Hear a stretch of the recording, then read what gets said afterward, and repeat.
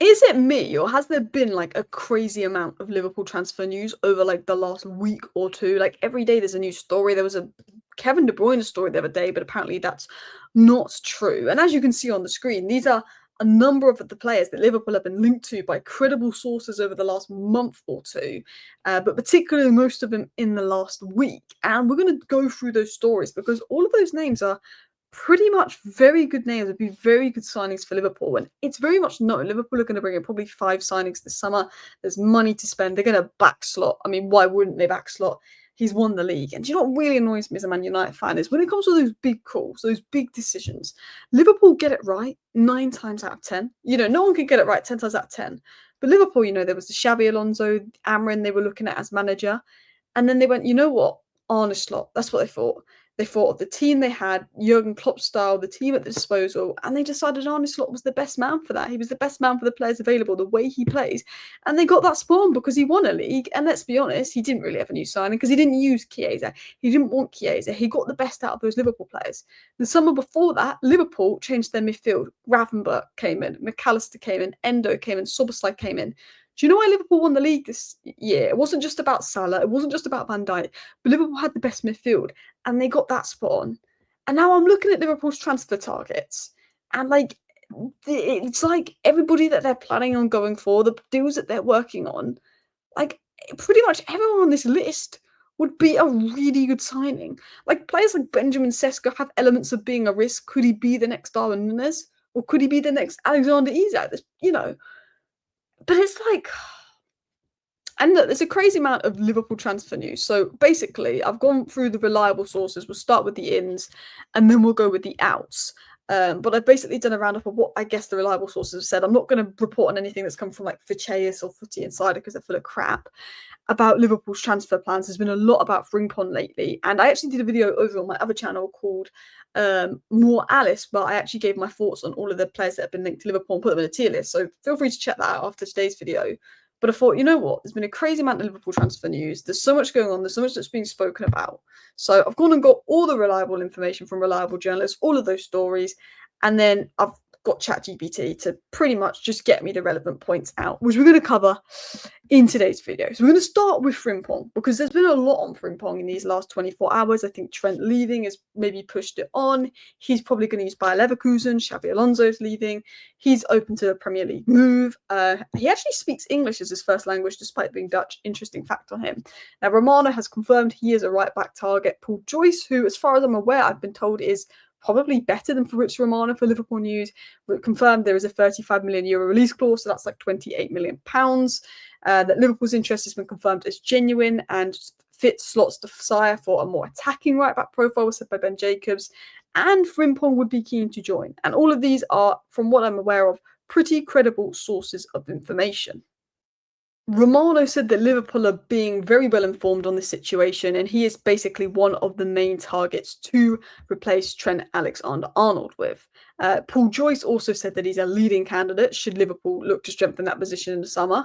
My big question with Frimpong is, would he be playing right wing occasionally if Chiesa went, or is he coming in as a right back? Because he's a very, very attacking right back. And in the back four, there's question marks around it. If you're looking for a right back that's going to replace Trent and his attacking output, Frimpong is like the best option on paper.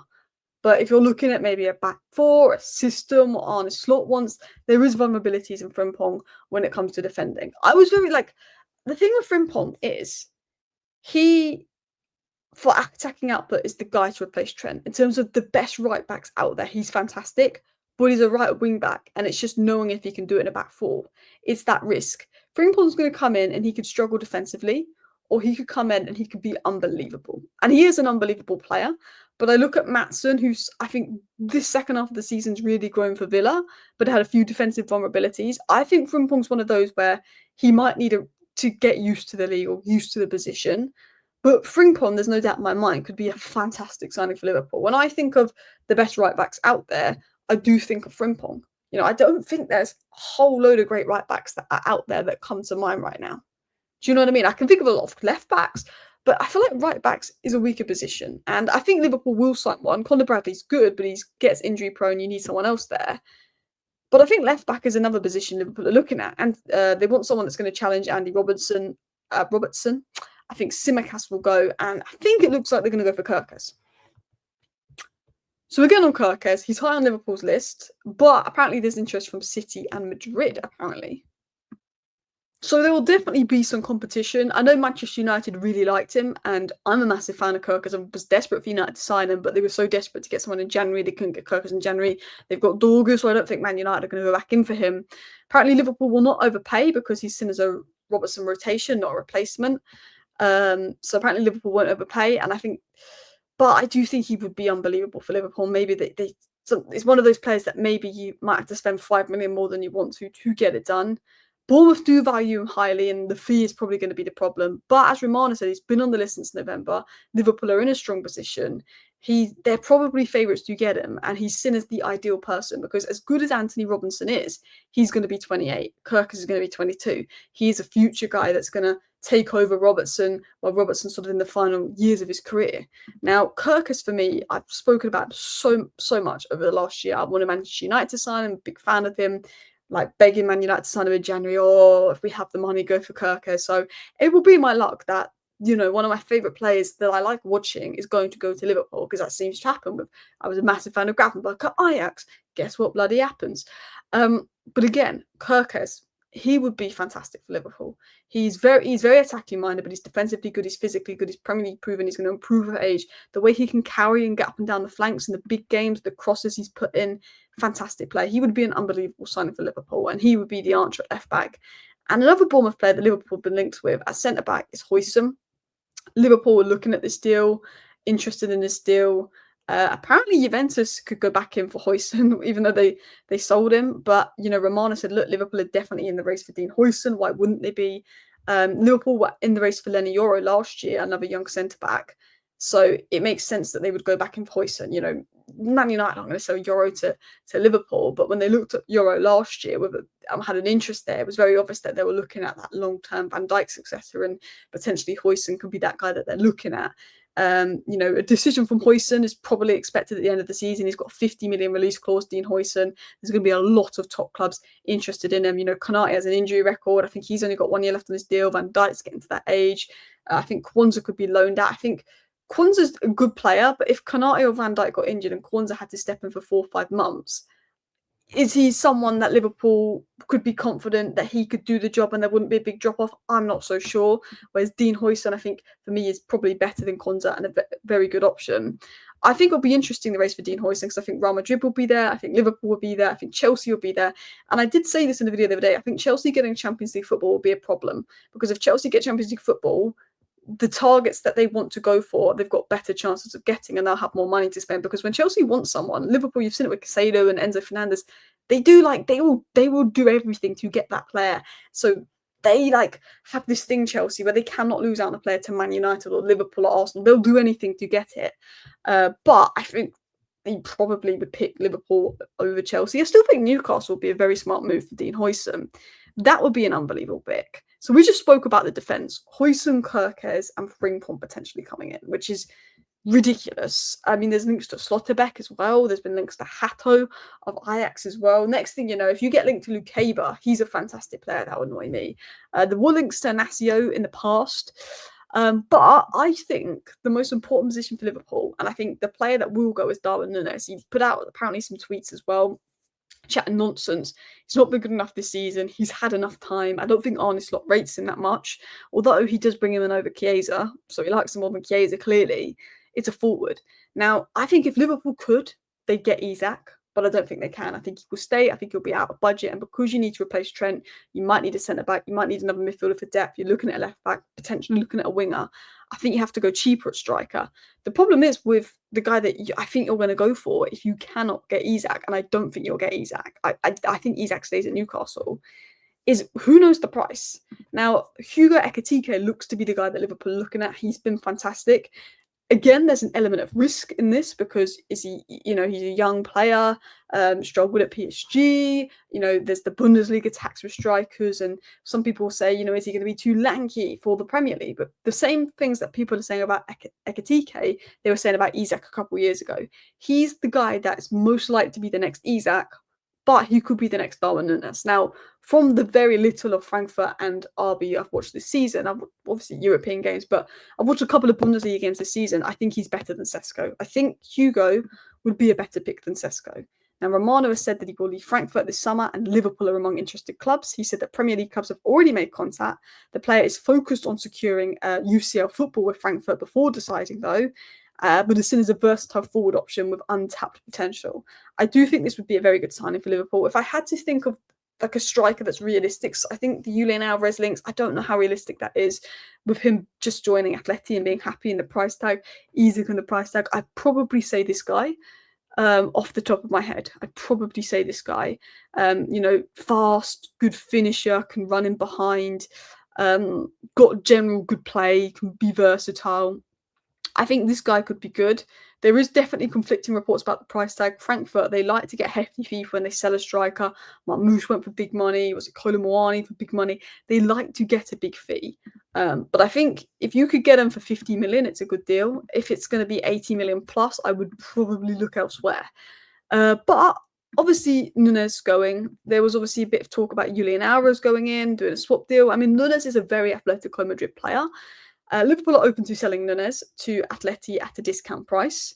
It was also said that Napoli have a bit of interest in Nunez as an Osimhen replacement. There was some links to Liverpool to Osimhen, but I don't think it's credible because Osimhen wants basically 350k a week. I just don't see Liverpool paying him that. Romano said that Julian Alvarez is the dream target, but a difficult deal. I think Julian Alvarez and Isak is who Liverpool want.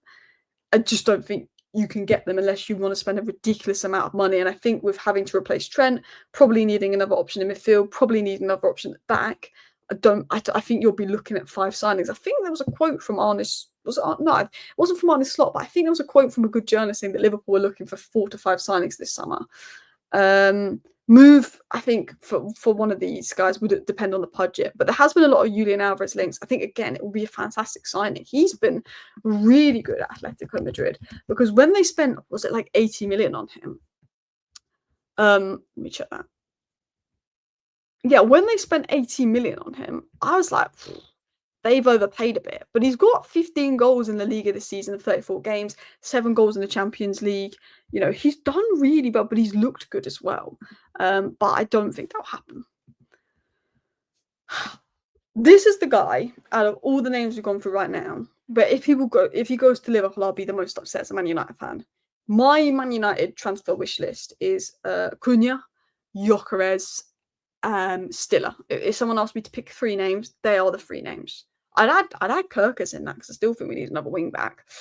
And Buemo I like, Slotterbeck I like, but this is the guy that I think is like the closest to Subamende that's not Subamende. And I think, Subamende's good, but I think this guy could be better. Now, he's a profile that makes sense for Liverpool. You know, when you didn't get Subamende last summer, I said I reckon Liverpool move for Angelo Stiller this time last year.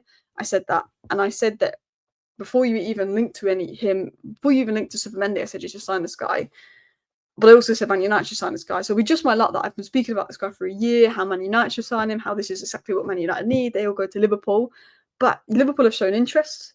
You've missed out on Subamende. Well, essentially, apparently, Subamende at Arsenal is a done deal, but who knows? Release clause basically is 30 million quid. For a player of his quality for 30 million quid is unreal. Press resistance, tidy passer, work rate. He's someone, the reason I think Endo doesn't play a lot is as good as Endo is defensively and a warrior. He's not one of those guys that will receive the ball with his back turned to play, can turn out, can break lines of his passing and be completely press resistant. Whereas Gravenberch has got that Ajax academy in him. Gravenberch can do it. Stiller has got that bit of Gravenberch in him. A few other names Liverpool have been linked to, but seen as less realistic, is Morgan Rogers. Of course, they're going to look at Morgan Rogers. He would be fantastic, but again, you're going to have to pay maybe 80 million because that's what he's worth to Villa for them to sell. I don't see it as crazy realistic. But if you got Morgan Rogers, wow. Rodrigo, another one that, there's an opportunity there with Real Madrid interested in selling. Apparently, you've made contact. The interest there is real. Both deals wouldn't be easy deals to do, but both players have ridiculously high ceilings. They've got, I hate this word, but they've got that aura around them. They've got that, I feel like they've got that aura around them where people get excited. When Man United signed Mason Mount, Man United fans weren't excited. When we signed, Højlund, I don't think loads of Man United fans were excited. But if Man United signed Cunha, he's got that little bit about him where United fans get excited. When we signed Varane, United fans got excited. You know, he's one of those guys where it would come to Liverpool, Rodgers and Rodrigo, they're players that get you excited. If Liverpool sign a Sesko, I think some people are excited, some people are hit and miss. But you sign a Rodrigo, everybody's like, and he's not had his best season. Anyway, let's look at the outs. It looks like Liverpool are open to selling Nunez. I think Liverpool want to sell Nunez. I think Saudi is probably what Liverpool want because they could pay Liverpool the best fee. Jota, I think, could go. I think with his injury concerns, I think he could go. He's not been great recently. Kelleher, good player, but I think he knows he could start week in, week out in the Premier League. And, you know, I think with Mamadashvili being signed, he'll go. Kwanzaa, concrete exit, exit is a concrete possibility, said Romano. There's interest in him. I think it's one of those where Liverpool wouldn't sell for cheap, but they'd be interested. I think Højlund and Hato are seen as better talents, which is fair. Harvey Elliott is definitely one that could go. I think he'll probably stay another season, but he's only started one Premier League game this season, which is mad.